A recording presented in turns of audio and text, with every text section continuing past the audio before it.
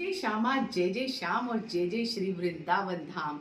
बरसाने वाली की जय, राधे रानी सरकार की जय, बाके बिहारी लाल की जय, मेरे लड्डू गोपाल की जय, वृंदा महारानी की जय और गैया मैया की जय। तो आज ये जो वीडियो आ रहा है ये किस टॉपिक पर आ रहा है? तो ये वीडियो है हमारा फूल बंगले के विषय में। तो सभी के प्रश्न आ रहे हैं कि फूल बंगला कब से लगाना है, अक्षय तृतीया कब है, अक्षय तृतीया का त्योहार हमें कैसे मनाना है, किस प्रकार से हमें सारी व्यवस्थाएं करनी है, क्यों फूल बंगला लगाया जाता है, अनेकों अनेक प्रश्न आ रहे हैं। तो हम इन्हीं प्रश्नों को इस वीडियो में भी डिस्कस करेंगे और आपको फूल बंगला के दर्शन भी मैं कराऊंगी। वृंदावन में फूल बंगला लग चुका है जो कामदा एकादशी से लेकर हरियाली अमावस्या तक लगेगा, जो पूरे 108 दिन चलेगा। तो आप लोग भी सभी जिनके पास बाल गोपाल लड्डू गोपाल की सेवा है, हमारे बिहारी जी और श्रीमती राधा रानी की सेवा है, सभी अपने घर में फूल बंगला सजा लीजिए। तो मैंने भी फूल बंगला तैयार कर लिया है, आपको उसके दर्शन भी मैं कराऊंगी। तो वृंदावन में बहुत बड़े स्तर पर भव्य आयोजन होता है फूल बंगले का, और प्रतिदिन फूल बंगला बिहारी जी की सेवा में लगाया जाता है। और ये जो फूल बंगला है ये हमारी सभ्यता, संस्कृति, परंपराओं का प्रतीक है, और इसमें हमारी भारतीय संस्कृति की झलक भी देखने को मिलती है। श्री राधा श्री राधा श्री राधा, इस प्रकार से फूल बंगला लगता है। कहीं मोर बनाए जाते हैं, कहीं गणेश जी बनाए जाते हैं, कहीं उस पे गुब्बारे लगाए जाते हैं। फूल बंगले से, फूलों से अनेकों अनेक आकृतियां बनाई जाती हैं, और बिहारी जी के भक्त लाखों की संख्या में फूल बंगला और बिहारी जी के दर्शन करने पहुंचते हैं श्रीधाम वृंदावन।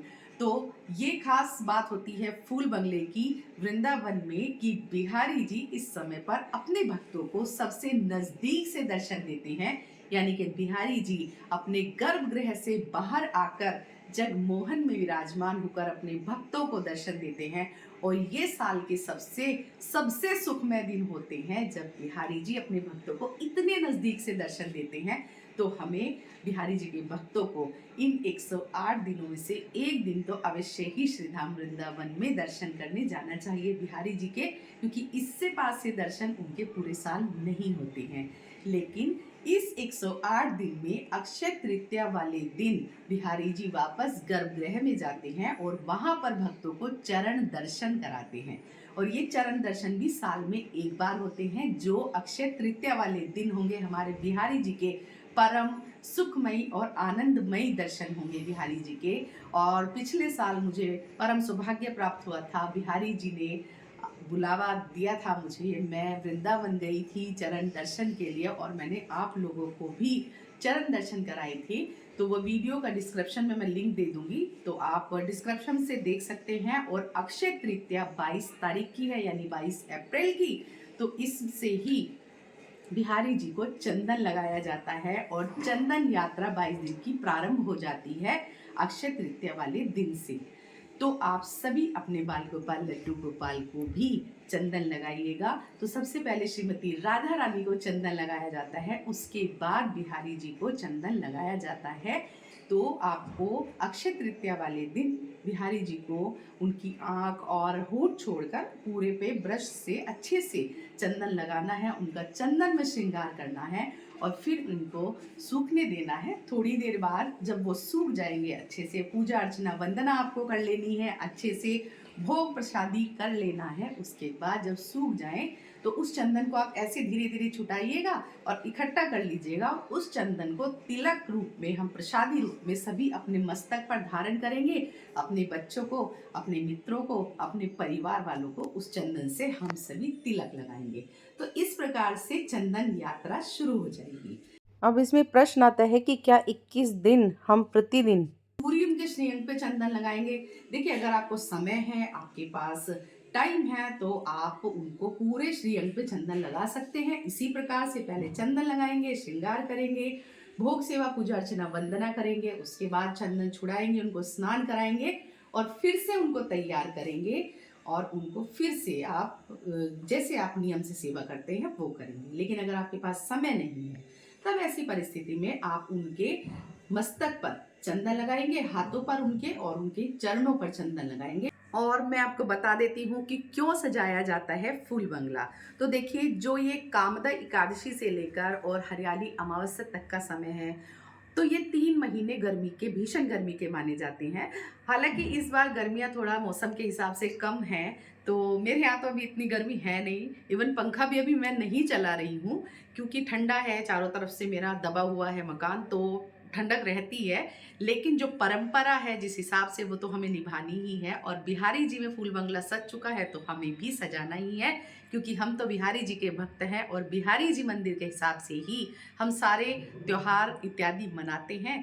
तो ये परंपरा इसलिए शुरू हुई है क्योंकि इस समय भीषण गर्मियों का जो समय आएगा, तो बिहारी जी को फूलों के द्वारा हम ठंडक प्रदान करते हैं। फूलों से खुशबू महकती है और फूलों से ठंडी ठंडी वाइब्स आती हैं, तो इस प्रकार से पंखा सेवा भी की जाती है बिहारी जी में। तो इसी प्रकार से हम सभी ठंडक देने के लिए फूल बंगला लगाते हैं बिहारी जी मंदिर में, इसीलिए ठंडक देने के लिए फूल बंगला सजाया जाता है। इस समय में हमें बिहारी जी को ठंडे ठंडे पेय पदार्थ और ठंडे ठंडे खाने के लिए ठंडी ठंडी चीज़ें जिसमें ज़्यादा रसीली हो, पानी भरा हो, वो हमें अर्पण करना चाहिए। जैसे कि हमें खीरा, तरबूज, ककड़ी, खरबूजा, इस प्रकार के ठंडे पेय पदार्थ, फलों का रस, नींबू पानी, शरबत और ठंडाई, शिकंजी और आम पन्ना, आम का जूस, फलों का जूस, इस तरह के भोग हमको भगवान के सामने अर्पण करने चाहिए। ठंडे शीतल पेय पदार्थ उनको खिलाने चाहिए। तो ये 108 दिन जो हमारी सेवा चलेगी, वो फूल बंगले में विराजमान रहेंगे हमारे बिहारी जी, और ठंडी ठंडी चीज़ों का उनको भोग लगाया जाएगा। और अगर आप लोग फूल बंगला नहीं सजा पा रहे हैं तो कोई बात नहीं, आप एक कटोरी में, एक बर्तन में फूल तोड़कर उनके पास रख लीजिए। एक पानी में, एक कटोरे में आप पानी लीजिए, उसमें फूल तोड़कर उसमें रख दीजिए, जिससे वो ठंडी ठंडी वाइब्स जो हैं वो हमारे ठाकुर जी ग्रहण करेंगे। और इसी के साथ साथ अगर ये भी नहीं कर पा रहे हैं तो एक फूल तो आप चढ़ा ही सकते हैं, तो आप एक फूल रोज भगवान को अर्पण करेंगे। और पंखा सेवा होती है, और राधा बल्लभ लाल में जब मैं पिछली बार गई थी तो वहाँ इतना बड़ा पंखा लगाया हुआ था, उसके ऊपर जो फव्वारे से पानी गिर रहा था, और उस पंखे से ऐसे चारों तरफ पानी पानी जा रहा था, जिसमें भक्त जो है उस ठंडे ठंडे पानी के पंखे से सभी भक्त भीग रहे थे। तो इस प्रकार से भगवान को ठंडक प्रदान की जाती है। तो मुझे उम्मीद है मैंने आपको फूल बंगले से संबंधित और अक्षय तृतीया से संबंधित जानकारी दे दी है। तो अक्षय तृतीया में भगवान के चरण दर्शन होंगे, उनके पैरों में पायल पहनाई जाएंगी और पैरों में चंदन का लड्डू उनके रखा जाएगा, जैसे बिहारी जी में रखते हैं तुलसी पत्र के साथ। तो चंदन के लड्डू भी आप तैयार कर लीजिए, फूल बंगला आप सजा लीजिए, और मैं आपको बिहारी जी और श्रीमती राधा रानी के दर्शन करा देती हूँ। बोल बाके बिहारी लाल की जय, श्रीमती राधा रानी की जय, जय जय श्री राधे। ये हमारे बिहारी जी और श्रीमती राधा रानी के आप दर्शन कर रहे हैं। और देखिए, ये हमारे केशव लाडले लाल के दर्शन, ये देखिए कितने सुंदर दर्शन है हमारे केशव लाडले लाल के। और ये हमारी किशोरी जू, हमारी वृंदा के दर्शन। तो देखिए कितने सुंदर, अनुपम और प्यारे दर्शन हैं। इनके मैं साथ में आपको दर्शन करा रही हूँ। देखिए, शालिग्राम भगवान और तुलसी महारानी के दर्शन, ये हमारी गैया मैया के दर्शन। बेला गुलाब जूही चंपा कचनारी, फूलों में सज रहे बाके बिहारी, फूलों में सज रहे मेरे बाके बिहारी। बेला गुलाब जूही चंपा कचनारी, फूलों में सज रहे मेरे बाके बिहारी, फूलों में सज रहे मेरे बाके बिहारी। फूलों में सज रहे हैं श्री वृंदावन बिहारी, और साथ सज रही हैं वृषभानु की दुलारी, फूलों में सज रहे हैं श्री वृंदावन बिहारी। बोल बांके बिहारी लाल की जय, श्रीमती राधा रानी की जय, हमारे केशव लाडले लाल की जय, वृंदा महारानी की जय। अगर वीडियो पसंद आई है तो जरूर से लाइक कमेंट शेयर कीजिएगा। चैनल में नए हैं तो चैनल को सब्सक्राइब कीजिएगा। जय श्री राधे।